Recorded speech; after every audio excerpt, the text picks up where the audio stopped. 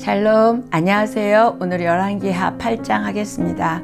하나님의 선지자 엘리사를 지극정성으로 섬기고 축복받은 수넴 여인이 이번에는 엘리사의 말에 순종하여 블레셋으로 피해서 7년 동안 기근을 피합니다.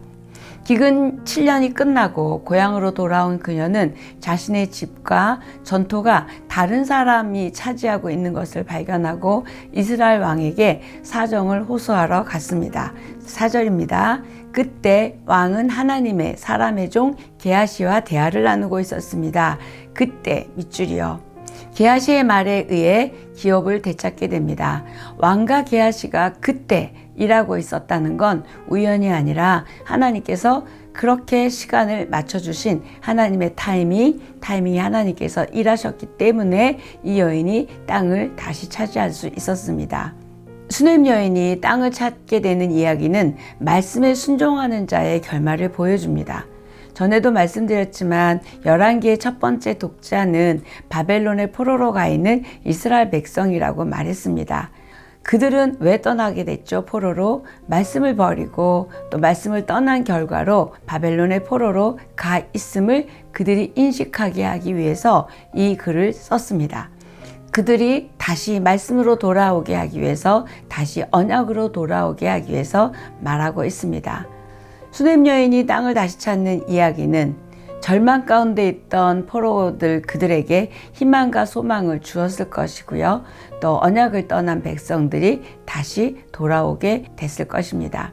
고통과 위기 속에서도 하나님께서는 우리 모두의 피난처가 되시고 마땅히 피할 길을 예비해 주시고 또 이렇게 땅이나 기업을 되찾게 해주시는 축복의 계기를 만들어 주시는 하나님을 우리가 만나기를 축복합니다. 아람왕 베나닷이 자기 나라로 도망간 후에 병들게 되자 신하를 엘리사에게 보내서 자기 병이 나을 수 있는지 물으러 보냅니다. 엘리사 선지자는 베나닷의 사신으로 온 하사엘이 아람의 왕이 될 것이라고 예언해 줍니다. 이 예언은 하사엘이 베나닷을 죽임으로 바로 성취됩니다.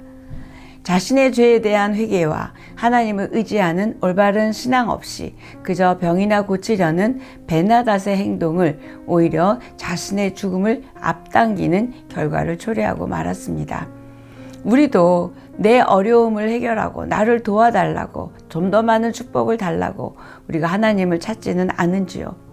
하사엘이 아람의 통치자가 될 것이라는 것은 엘리야 선지자 때 이미 예언되었었습니다. 열왕기상 19장 15절입니다. 이것은 이스라엘의 죄악과 우상 숭배를 징벌하시기 위한 하나님의 계획이었습니다. 엘리사는 하사엘의 얼굴을 쳐다보다가 눈물을 흘림으로써 장차 하사엘에 의해 이스라엘 백성들이 당하게 될 심판을 내다보며 미리 운 것입니다.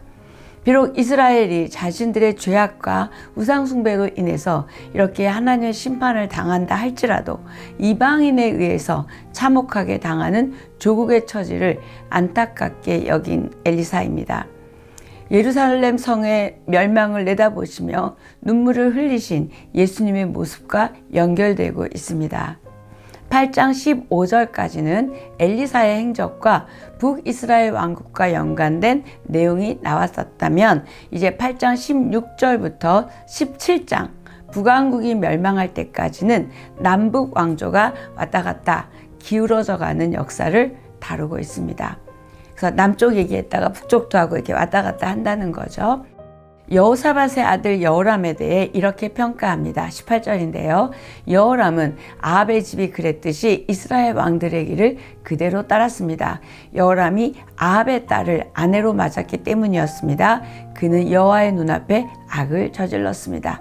하나님의 평가입니다. 여호람은 아버지 여호사밧이 지녔던 신앙과 경건을 전혀 본받지 않았습니다. 도리어 자기 아내 아달랴의 우상숭배와 악행을 본받았던 것입니다. 여호사밧이 자기 아들 여호람과 아합의 딸을 결혼시킨 결정적인 실수의 결과입니다. 우리의 자녀들을 신앙의 길로 바르게 양육해야 됨을 보게 됩니다.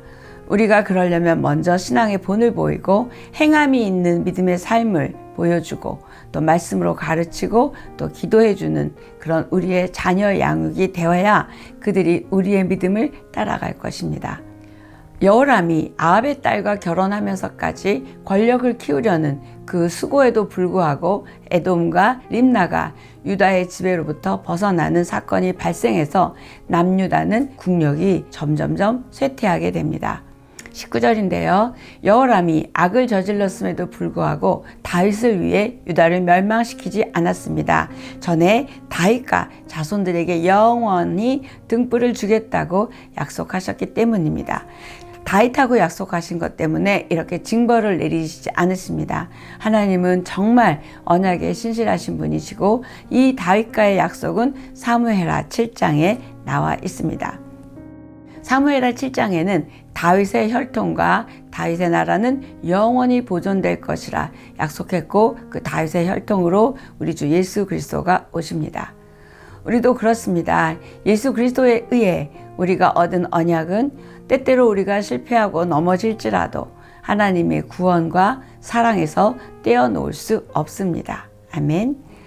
약속을 지키시는 신실하신 하나님 앞에 우리는 과연 얼마나 신실한 하나님의 자녀인지요 생각해 보고 싶습니다.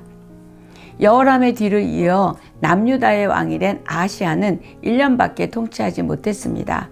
아하시야가 아합의 아들 요람과 동맹을 맺은 것이 화근이 되었습니다.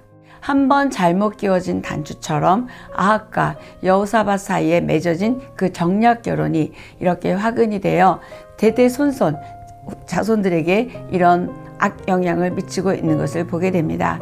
저와 여러분도 우리의 믿음을 지킬 뿐만 아니라 우리의 신앙이 자녀들에게 바로 이어지는 은혜가 있기를 축복합니다. 오늘 여기까지 하겠습니다.